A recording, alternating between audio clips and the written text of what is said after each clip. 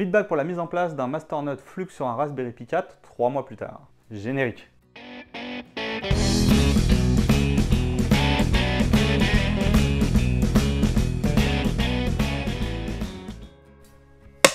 Bonjour, pour ceux qui ne me connaissent pas, bienvenue sur la chaîne de Mineur mais pas que. Je m'appelle Benjamin et ici nous parlons du minage de crypto-monnaies, mais pas que. Aujourd'hui nous allons discuter du retour d'expérience de la mise en place d'un Masternode Flux hébergé à la maison monté sur Raspberry Pi 4. Avant d'aller plus loin, si le contenu vous plaît, abonnez-vous à la chaîne et activez les notifications, autrement vous risquez de louper les futures publications. Pensez également au petit pouce en l'air sous la vidéo et aux commentaires pour partager avec moi vos humeurs sur les sujets abordés aujourd'hui.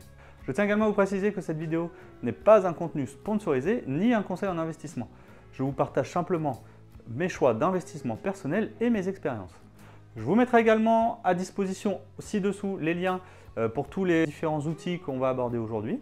Donc au moment où je scripte cette vidéo, nous sommes courant janvier 2023. L'idée est comme toujours de partager avec vous mes expériences depuis la réception de mon Raspberry Pi 4 et les différentes vidéos que je vous ai fait à ce sujet pour la mise en place d'un Masternode Flux à la maison.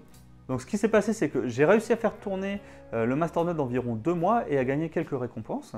Ensuite, la blockchain a évolué et la carte mémoire en fait, de 64 Go que j'ai utilisée initialement pour pouvoir héberger le système d'exploitation du Raspberry Pi, de Linux et les outils de Masternode Flux, c'était plus suffisant.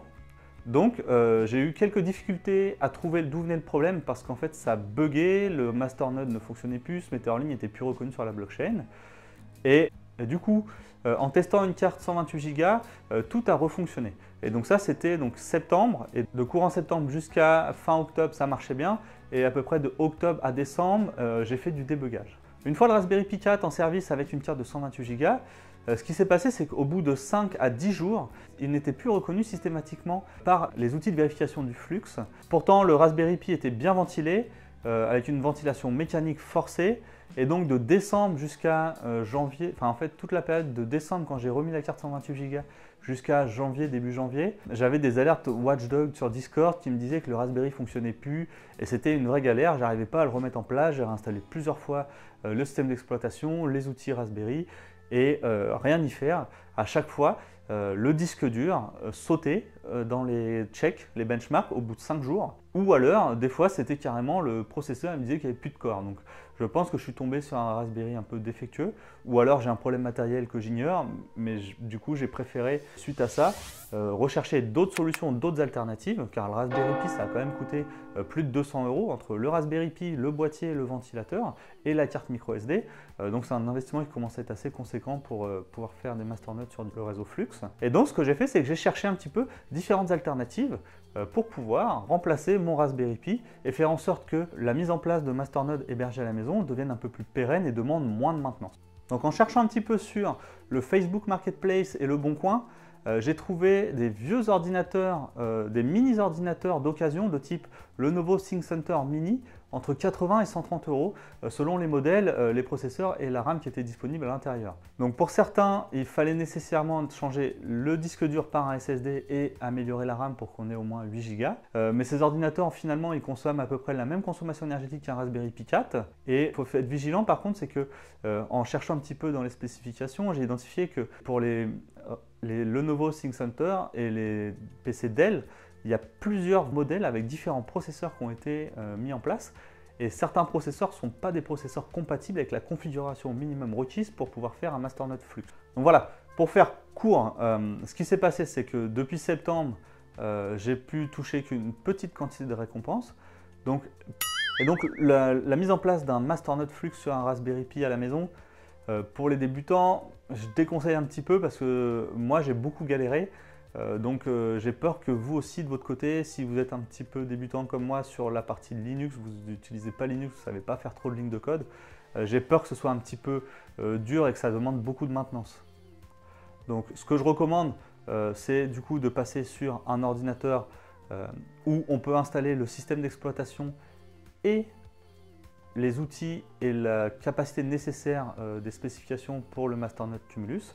Comme ça évite énormément de maintenance. Dans la suite de la vidéo, je vais réaliser l'unboxing de l'ordinateur que j'ai acheté pour vous montrer le matériel. Sa configuration hardware, elle, va avoir besoin de la modifier. Et la partie logicielle, je vous ferai ça dans une vidéo supplémentaire. Car l'installation de l'OS est faite de manière un peu différente de quand on a un Raspberry Pi. Allez, c'est parti pour l'unboxing. Donc c'est un ordinateur que j'ai acheté d'occasion sur Le Bon Coin pour 85 €. Cet ordinateur-là, c'est un mini PC type Lenovo ou Dell et il va me servir à aller monter un Masternote Flux. Pourquoi est-ce que je suis passé sur cet ordinateur-là?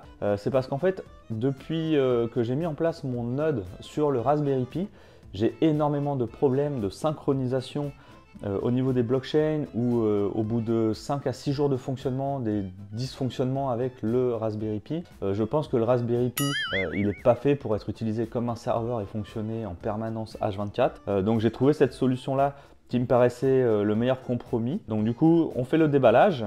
Et après, donc, on regarde un petit peu ce qu'il y a dedans. C'est parti!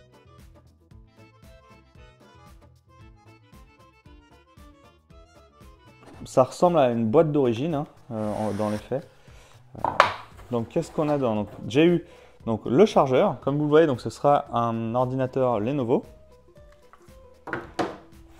Et on a du coup une belle protection. Donc le vendeur a été bien, il a bien protégé l'équipement. Il l'a mis donc dans un petit châssis comme ça en ferraille et l'ordinateur associé. Voilà. Donc voici un peu la bête. Donc c'est un mini ordinateur ThinkCentre Lenovo avec 2 ports USB en façade, prise micro, prise jack et bouton power.